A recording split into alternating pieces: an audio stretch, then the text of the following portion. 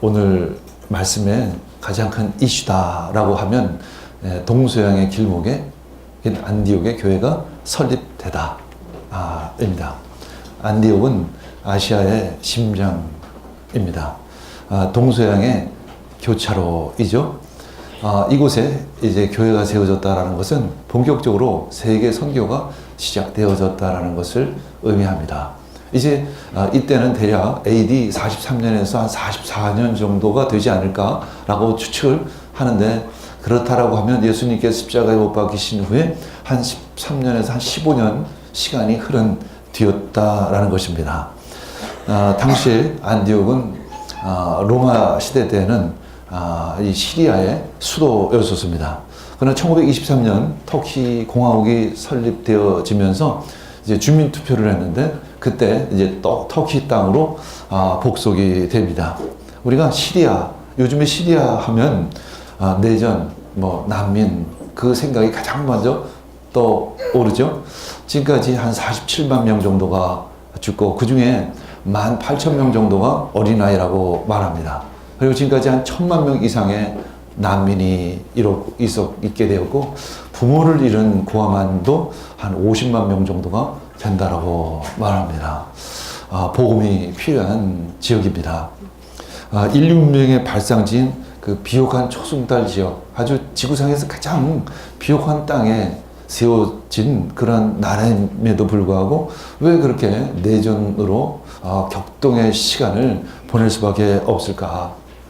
이 시리아는 이제 프랑스 독립 이후에 1949년 한 해만도 3차례에 걸쳐서 쿠데타를 겪게 됩니다. 왜일까? 왜 1년 한 해에 3번씩이나 쿠데타를 겪고 그 후에 끊임없는 내전 안에서 백성들은 그렇게 고생을 할까? 당시 미국이 실질적으로 운영하고 있는 이 사우디아라비아 정유회사가 있었습니다.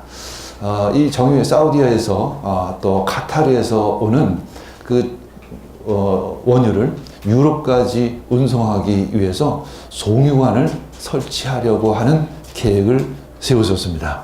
그때 시리아 대통령이 이거를 거절을 합니다. 그러면서 미국 CIA가 이 쿠데타를 대우에서 지원했다라는 그런 이야기도 있는데, 어쨌거나 그 후로 3번에 걸친 쿠데타가 일어나면서 나라가 굉장히 큰 혼동에 빠지기 시작을 합니다. 지금 저쪽 빨간 선은 이제 러시아가 이미 세운 송유관인데, 이란, 이라크를 통해서 유럽으로 전해지는 그런 송유관입니다.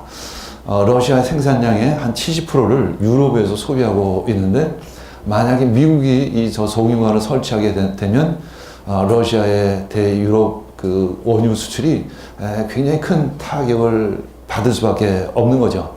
결국은 이 러시아와 미국, 서방 세계와의 싸움인 것입니다. 그래서 이것을 우리는 보통 파이프라인 전쟁이다, 이렇게 이야기를 합니다. 그만큼 시리아는 굉장히 중요한 지역에 있기 때문에 그런 것이죠. 무역을 위해서도 그렇고, 동서양의 문화가 만나는 것을 위해서도 그렇고, 알렉산드리아가 동서양 문화의 첫 중심지라고 하면 그것에 이어서 역시 안디옥 역시 그러한 지역이었었습니다. 그러나 이렇게 내전을 겪으면서 그러한 그 위치는 다 지워지고 만 것이죠. 묘하게도 오늘 안디옥 교회가 세워진 그 안디옥, 그 지역은 두 송유관이 건설되는 그 지역의 딱 중심에 있다라는 거죠. 가스 운송의 허브, 복음 전파의 허브가 된다는 것입니다. 예수 그리스도는 우리에게 평화를 가져왔지만 석유는 전쟁과 테러를 몰고 왔습니다. 이것이 한 나라의 일이기도 하지만 우리 개인에게도 그렇습니다. 복음은 우리 가정 가운데 화평을 주시지만 돈과 물질은 자주 우리들에게 도리어 불화를 가져온다는 것입니다. 우리는 그래서 돈을 구하기보다는, 명예를 구하기보다는, 권력을 구하기보다는 하나님의 복음을 구하는 여러분들 되기를 원합니다. 그리고 복음을 전하는 여러분들 되기를 원합니다. 그렇다고 하면 어떻게 그 안디옥 교회가 설립되어졌을까? 한마디로 환난과 핍박에 의해서 그 복음이 그 지역까지 전파되었고 그곳에 안디옥 교회가 세워졌다라는 것입니다. 오늘 말씀해 보면 스데반의 그 순교로부터 시작된 환난, 그 핍박으로 말미암아 그 예루살렘 교회 많은 성도들이 흩어졌습니다. 그 사람들이 구레네 지역 또 가이사랴 지역 그 위로 올라가서 안디옥 지역까지 가서 복음을 전하기 시작을 했습니다. 처음에는 유대인들에게만 복음을 전했어요. 디아스포라 유대인에게만 복음을 전하다가 이제 나중에는 몇 사람이 이 안디옥에 있는 헬라인 그리스인들에게도 복음을 전하기 시작을 했습니다. 그래서 결국은 그곳에 안디옥 교회가 세워질 수 있었던 거죠. 하나님의 자리에 있을 때 주의 손이 함께 하십니다. 복음을 전할 때 주님의 손이 함께 하십니다. 사도행전 11장 21절 읽겠습니다. 주의 손이 그들과 함께 하심에 수많은 사람들이 믿고 주께 돌아오더라. 언제 주의 손이 그들과 함께 하셨을까? 바로 복음을 전할 때 주의 손이 함께 하십니다. 우린 첫사랑을 가지고 있습니다. 첫 구원의 경험을 가지고 있습니다. 우리가 그 기쁨과 그 감사를 계속 할 수 있는 방법이 하나 있죠. 그것은 바로 나의 간증, 나의 첫사랑을 전하는 것입니다. 끊임없이 전하는 것입니다. 저에게 주신 소명이 하나님의 사랑을 전하라. 그것은 나만의 소명이 아닐 것입니다. 우리 모두의 소명이 되어야 하는 것이죠. 우리는 끊임없이 주님의 사랑을 전해야 합니다. 그때 그 사랑을 잊지 않게 되어지고 간직하게 되어지고 감사할 수 있게 되어지는 것입니다. 그런 찬양이 기억이 납니다. 주의 손 날 위에 찢기셨고 주의 발 날 위에 박히셨으니 주님의 십자가로 말미암아 내가 구원받았다라는 것, 우리 그것을 항상 기억해야 하는 것입니다. 그래서 이제 나는 주의 손에 나의 손을 포개고 또 주의 발에 나의 발을 포개고 나 주와 함께 죽고 또 주와 함께 살리라. 영원토록 주 위에 살리라. 어떻게 하면 또 영원토록 주 위에 살 수 있을까? 주님을 사모하면서 사는 삶. 그리고 두 번째는 주님을 전하는 삶. 주님을 자랑하는 삶. 그때 주의 손이 나와 함께 하실 것입니다. 주의 손은 바로 능력을 의미합니다. 주의 손이 함께 할 때 기적이 일어날 것입니다. 치유와 회복이 일어날 것입니다. 지금 어디선가 누군가는 우리들을 기다리고 있습니다. 누군가 나의 손을 잡아 일으켜서 교회로 데려갈 사람은 없는가? 예수님께로 나를 인도해 줄 사람은 없는가? 그 심령 깊은 곳에서 주님을 찾고 기다리는 사람이 분명히 있다는 것입니다. 그래서 주님은 우리에게 말씀하십니다. 때를 얻든지 못 얻든지 복음을 전하라는 것입니다. 예수 그리스도를 전하라는 것입니다. 우린 가끔 그런 질문합니다. 왜 목사님에게는 능력이 나타나는데 왜 나에게는 능력이 나타나지를 않을까? 제가 특별해서가 아닙니다. 우리가 부르심의 자리에 있을 때, 복음을 전하는 자리에 있을 때 하나님의 능력의 손이 함께 하신다는 것입니다. 그래서 많은 무리가 더하여 지더라. 주님께 더하여 지더라. 이 말씀이 우리들의 삶 가운데 응하게 되는 것입니다. 나의 손이 주의 손이 될 때 한 영혼이 생명을 얻는 것입니다. 그것이 바로 하나님의 가장 기뻐하시는 일인 것입니다. 한 영혼이 주님께 돌아오는 일, 그것을 위해서 또한 우리를 부르시고 우리를 보내시고 계십니다. 자, 우리 21절에서 23절 읽겠습니다. 예루살렘 교회가 이 사람들의 소문을 듣고 바나바를 안디옥까지 보내니 그가 이르러 하나님의 은혜를 보고 기뻐하여 모든 사람에게 굳건한 마음으로 주와 함께 머물러 있으라 권하니 바나바는 착한 사람이요 성령과 믿음이 충만한 사람이라 이에 큰 무리가 주께 더하여 지더라. 이런 엄청난 소식이 예루살렘 교회까지 전해졌습니다. 예루살렘 교회 사도들은 이제 고민을 합니다. 안디옥 교회가 세워졌다라고 하는데 어떻게 하면 좋을까? 이미 고넬료 백부장, 로마 백부장이 세례를 받은 사건을 우린 기억하고 있습니다. 그래서 이제 안디옥의 교회가 세워졌다라는 것에 대해서 충분히 받아들일 수 있는 준비는 되어져 있는 상태이죠. 그래서 결국은 이제 예루살렘 교회는 바나바를 파송하자. 그래도 바나바 그분을 파송하는 것이 그래서 안디옥 교회를 확인하고 상황을 보고 그것을 권면하는 일을 하는 것이 가장 좋겠다. 그래서 이 바나바 한 사람을 파송을 합니다. 보통 두 사람을 파송하는데 이상하게 이번만큼은 바나바 한 사람만을 파송하는 특별한 모습을 볼 수 있습니다. 이제 바나바는 이제 안디옥 교회를 갑니다. 그곳에 갔을 때 큰 하나님의 은혜를, 하나님의 기적을, 그 치유와 회복의 그 현장을 목도할 수 있었습니다. 그런 하나님의 역사하심을 기뻐할 수 있었습니다. 예수님께서 하셨던 똑같은 일들이 그 안에 이루어지기 시작을 한 것입니다. 눈 본 자가 눈이 열리고, 귀 먹은 자가 귀가 열리고, 앉은 병이가 일어서고, 죽은 자가 다시 살아나는 그 기적과 이사들이 그 가운데 있었던 것입니다. 마치 우리 교회 가운데 있는 그 많은 그 이적들, 그런 일들이 안디옥 교회에서도 있었던 것입니다. 그 부흥 현장을 목도한 것입니다. 이 바나바는 너무 기뻤습니다. 너무 감사했습니다. 하나님께 찬양하고 하나님께 영광을 올려드렸습니다. 그러나 한 가지 문제가 보였습니다. 강한 리더십이 없었어요. 그리고 말씀이 좀 부족했다라는 것을 볼 수 있었습니다. 그래서 그들에게 굳센 마음으로 주를 의지하라. 주님만을 향해 흔들림 없이 굳건히 서라. 이런 메시지를 전했습니다. 그들에게 힘을 복돋아 주었습니다.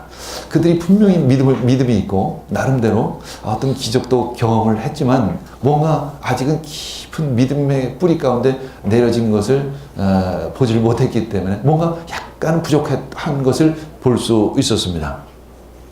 바나바는 이제 그들의 영적 상태를 충분히 파악을 하였습니다. 이 성경에는 그를 착한 사람이다 이렇게 이야기합니다.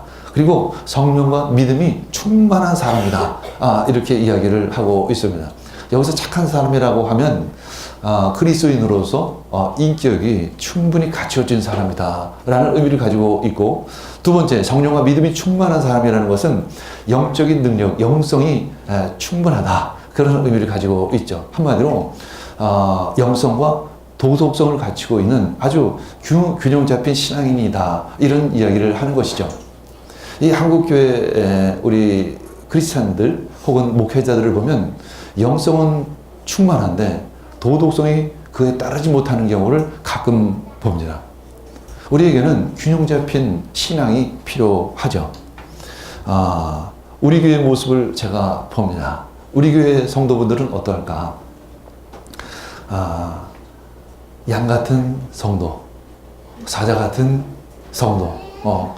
우리에겐 이 균형이 필요하다. 우리 한때는 양 같은 성도로서 교회에서 순종하며 교회의 여러 가지 모양을 잘 봤습니다. 그러나 세상에 나가서는 사자 같은 성도가 되어야 합니다. 특히 복음을 전하는 데 있어서는 사자 같은 성도가 되어야 하는 거죠. 이 성숙과 성장이 균형 감각 있게 우리 교회를 이끌어가야 합니다. 한국 교회 문제 가운데 하나가 너무 성장 위주의 교회관을 가지고 있다라는 것이 지적되고 있죠. 그런 반면 너무 또 성숙, 양육 쪽으로만 강조를 하다고 보면 이 교회 성장이 더디거나 멈출 때가 자주 있습니다. 그래서 우리가 잘 양육받는 것과 교회가 잘 성장하는 것, 이것이 끊임없이 균형 감각을 가지고 가야 한다는 것입니다.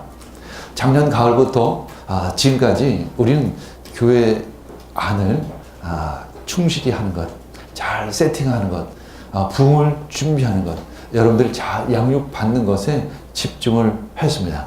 그런 시즌이었습니다. 그러나 이제 2월이 다가옵니다. 이제 2월부터는 이제 전도의 계절, 이제 부흥의 계절이 다가오고 있음을 우리는 준비를 해야 하는 것입니다.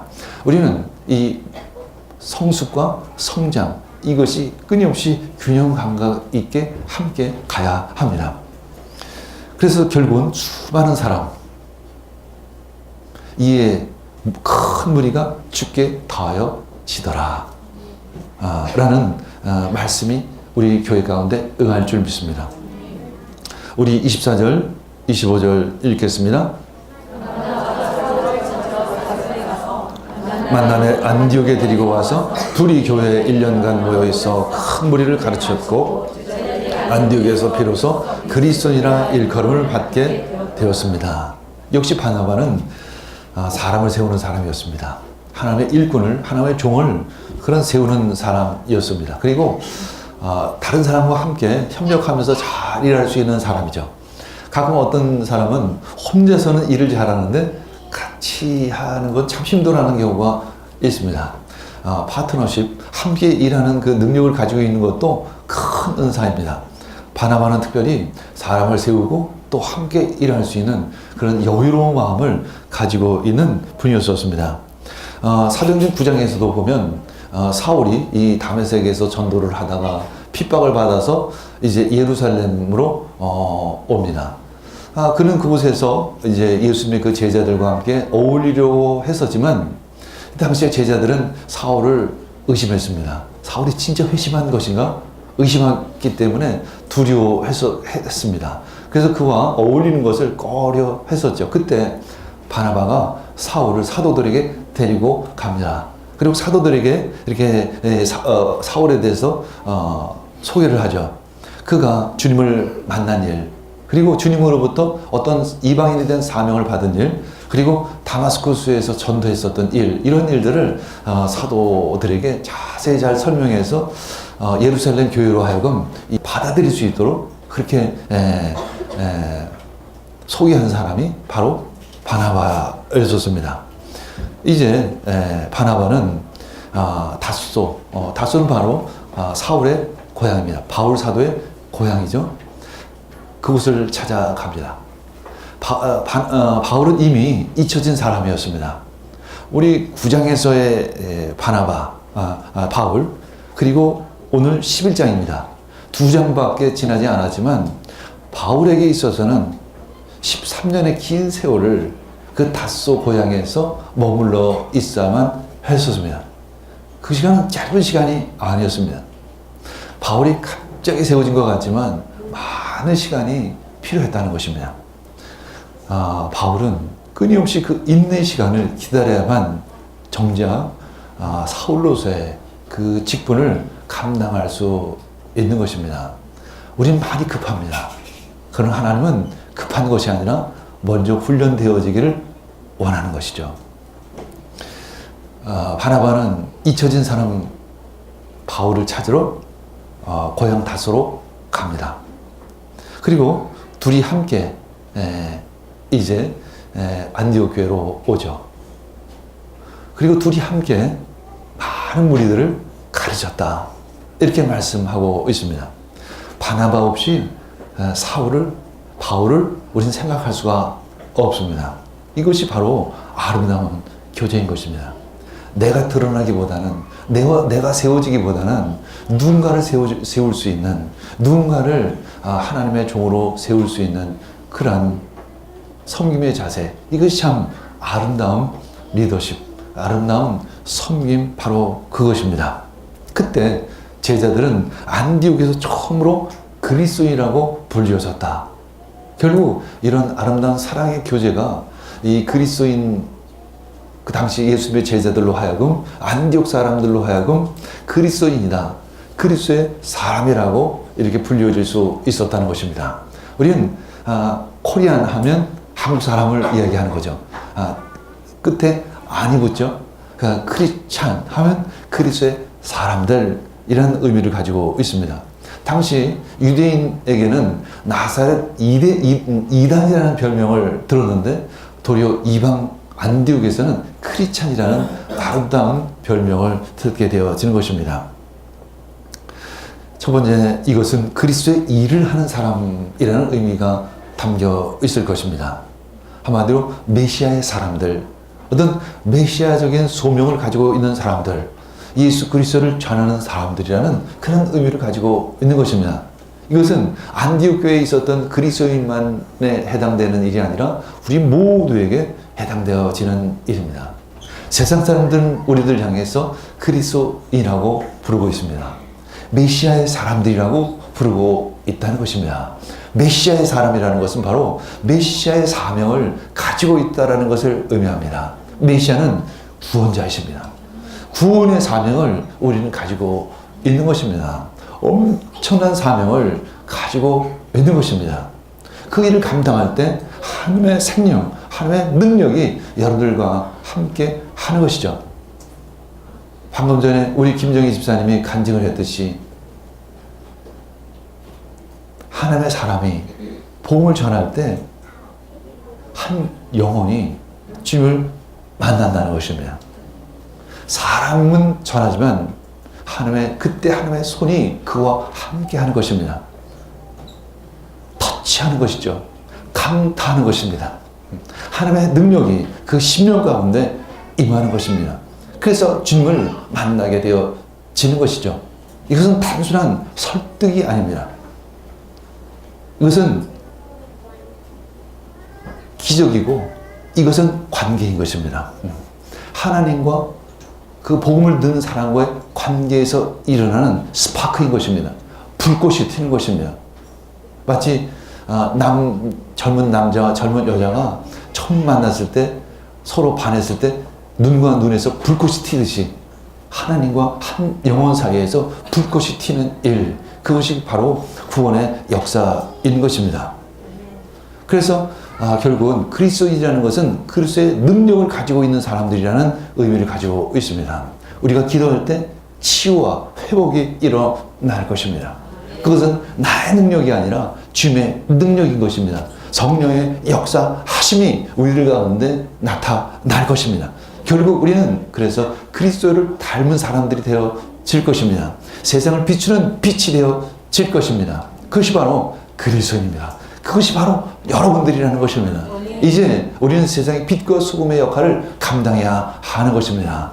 사자와 같은 그리스도인이 되기를 원합니다. 27절부터 30절 우리 함께 읽겠습니다. 그때 선지자들이 아가보라 하는 한 사람이 일어나 성령으로 말하되 천하에 큰 흉년이 들리라 하더니 글라우디오 때 그렇게 되니라. 제자들이 각각 그 힘대로 유대에 사는 형제들에게 부조를 보내기를 작정하고 이를 실행하여 바나바와 사울의 손으로 장로들에게 보내니라. 바로 그때쯤에 선지자들이 어떤 이유인지는 기록되어져 있지 않았습니다. 어쩌면 이제 그 지역에 가뭄이 들었기 때문에 예루살렘에서 이제 안디옥으로 왔는지도 모르죠. 그 중에 아가보라고 하는 선지자가 있었는데 그가 예언을 하되 천하에 큰 흉년이 들리라, 이런 예언을 합니다.